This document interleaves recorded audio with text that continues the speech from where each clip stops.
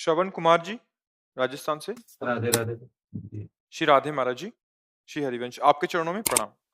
गुरुजी, मेरे मन में एक सवाल है कि मैं व्यापारी हूँ और शुद्ध एवं स्वच्छ सामान बेचने में विश्वास रखता हूँ। इसलिए मार्केट में जो लोग सस्ता सामान बेचने के लिए मिलावट या अन्य तरीके से कमजोर क्वालिटी बेचते हैं और ग्राहक भी सस्ता सामान खरीदने के लिए उन लोगों से ज्यादा जुड़ते हैं, तो इसमें दोषी वो दुकानदार हैं या ग्राहक? इनका भाव है कि महाराज जी, जहां सस्ता है वहीं ग्राहक जाते हैं, तो उनको पसंद ही वो है ग्राहक को। तो आप उनके दोष और निर्दोष होने की बात जानकर क्या करेंगे? आप अपने विषय में पूछिए। हमारे यहाँ का नियम है, साधक अपने विषय में पूछे। आप अपनी दुकान में मिलावट नहीं करते? नहीं गुरुवर, मैं चाहता हूँ कि सबको अच्छी नहीं नहीं, आप अपनी दुकान में चाहिए। दूसरे की दुकान को आप क्यों देख रहे हैं? दूसरे के ग्राहकों को आप क्यों देख रहे हैं? आप अपनी दुकान में देखिए कि मिलावट की चीज तो नहीं है। आप अपनी दुकान के स्वामी हैं, आप पूरी सृष्टि के स्वामी नहीं हैं, क्योंकि इससे आपका दोष दर्शन होगा और इससे सुधार होगा नहीं। क्योंकि आप आए हमारे पास, वो तो आया नहीं जो मिलावट कर रहा है, तो वो तुम्हारी बात मानेगा नहीं और हमारी बात सुनेगा नहीं, तो बेकारे की चर्चा हो गई ना। आप अपनी बात कहिए। आपकी दुकान में यदि मिलावट हो तो आप बंद कर दीजिए, आप अच्छी चीजें बेचिए। हम कह रहे हैं कि वो 1 रुपया का भले 10 पैसा ज्यादा आप मिला करके 1 रुपया 10 पैसा का दीजिए, पर आपकी चीज अच्छी होनी चाहिए। तो ग्राहक आपके यहाँ ज्यादा आवे या कम आवे, इससे कोई मतलब नहीं रहता। आपके अगर 100 रुपया बचेंगे ना, तो आपकी संतानें विवेकवान होंगी, स्वस्थ होंगी, शांति बचेगी। और 10,000 की कमाई करेगा ना, तो शराब पिएगा, व्यभिचार करेगा, जुआ खेलेगा और नष्ट हो जाएगा। समझ पा रहे हो आप? हाँ, ये जो दूसरों के खान पान की सामग्री में मिलावट करते हैं, भगवान उनके शरीर में मिलावट पैदा कर देते हैं। कैंसर, ये वो इतने नीच प्रवृत्तियां बढ़ रही कि दूध जैसी पवित्र चीजों में अपवित्र चीजें मिलाई जा रही, घी जैसी पवित्र चीजों में। और वो दुष्ट ये नहीं समझ रहे कि हम अपने बच्चे को नहीं पिला सकते और दूसरे बच्चे यही पिएंगे। हम अपने घर में वो चीज नहीं दे सकते, वो दूसरे, इनकी दुर्गति होगी। नहीं गुरुवर, जब हम उनको बोलते हैं ना कि नहीं, आपके बोलने से नहीं बनेगा, क्योंकि जिसकी बुद्धि अपवित्र होती है वो नहीं मानता है। वो भगवान की नहीं मानेंगे, आपकी बात क्या है? अब वो कहते हैं हम जितने रुपए ले रहे हैं उसके हिसाब से हम उनको चीज दे रहे हैं। हाँ हाँ हाँ, नहीं नहीं, वो नहीं, बहुत बढ़िया है कि जब वो हिसाब किताब न्यायाधीश की तरफ से होगा ना, तब कहेंगे भगवान सब चौपट कर दिया। बिल्कुल समझ लीजिए, जड़ से चौपट होते हैं ऐसे लोग।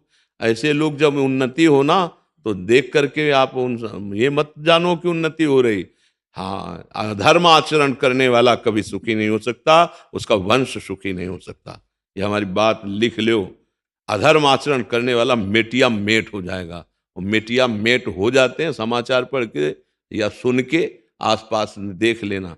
अब चूंकि बहुत कम अवस्थाएं होती हैं, तो पूरा फाइनल देखा नहीं जाता। जो हाई कमान से फाइनल होता है ना, तो उस जीव की दुर्गति हम लोगों को देखने को नहीं मिलती। जैसे यहाँ चोर पकड़ा गया, हिंसक पकड़ा गया, बस इतना ही जान पाए।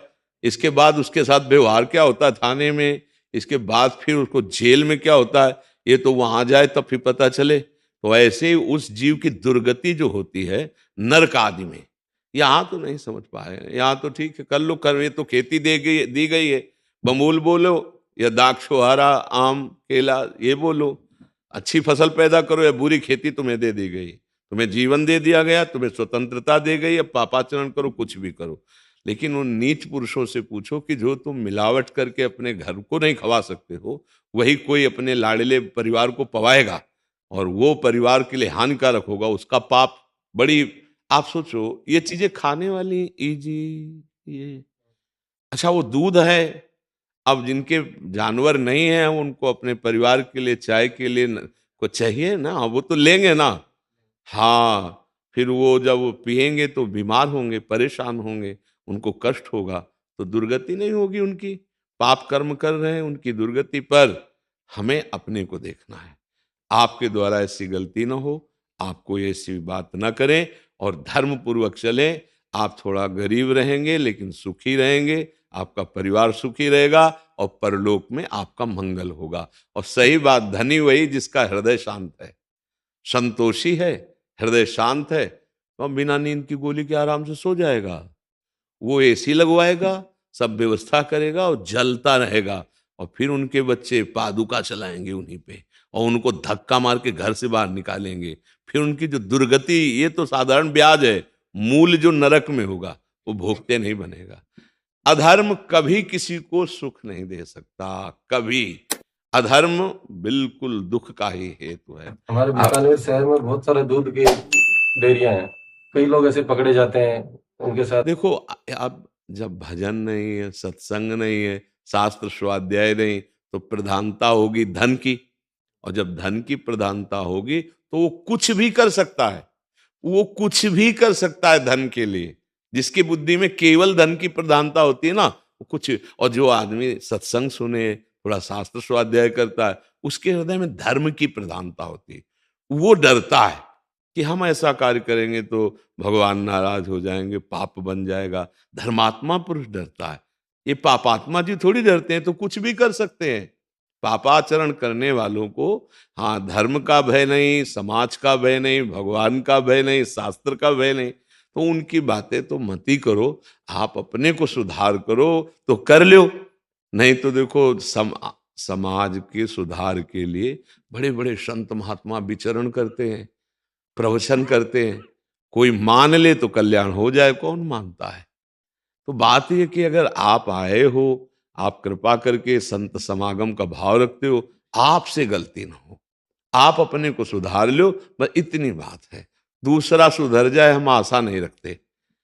वो नहीं सुधरे, आप कहोगे तो आपको गाली देगा, आपको अपमानित करेगा, और कहो आपको झूठा साबित कर दे तो आप परेशान हो जाओगे कि असत्य पे चल रहा हूं, देखो लोग हमारा उपहास कर रहे हैं। इसलिए आप अपने मार्ग में चलिए, सुदृढ़ बनिए और भगवान को रिझा लीजिए।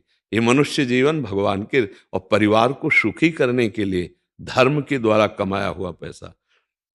हम देखा है गांव में, एक बार 100 रुपए की सामान बेची गई तो 110 रुपए आ गए, भूल हो गई पैसे देने वाले को। तो जब घर में आके गिना गया तो उसमें निकला 110 रुपए। तो जो घर के मुखिया थे उनका, इसी समय जाइए और ये 10 रुपया वापस करके आइए, तब बैठिए आकर के। वहां गए और उनका, आपने जो 100 रुपये दिए थे उसमें 10 रुपये आपके ज्यादा थे। तो उनका, अच्छा हो सकता है हमें भूल हो गई, वापस दे के आए। वो संस्कार कि 10 रुपये ज्यादा आ गए, हमें नहीं आज का समय होता तो क्या होता है, बढ़िया चुपचाप धर ले यार, उसने तो दे दिया है, 100 के 110 आ गए, 10 बढ़िया है, लेकिन बढ़िया नहीं है, वो नुकसान करेंगे। जाओ पहले दे के आओ। गुरु महाराज, आपके आशीर्वाद से, आपकी जो बातों का अनुसरण करते हैं, उससे वास्तव में जिंदगी में बहुत पॉजिटिविटी मिली है मुझे।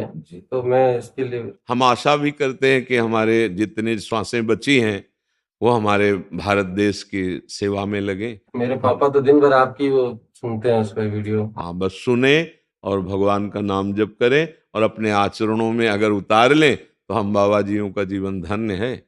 हम भेष इसीलिए है, हमारा उद्देश्य इसीलिए कि हमें तो जो है सो है प्रभु की कृपा से जो भूल रहे हैं उनको सतमार्ग का पता हो जाए, वो सुखी हो जाएं, वो स्वस्थ हो जाएं, वो भगवान को रिझा लें, यही हमारा उद्देश्य।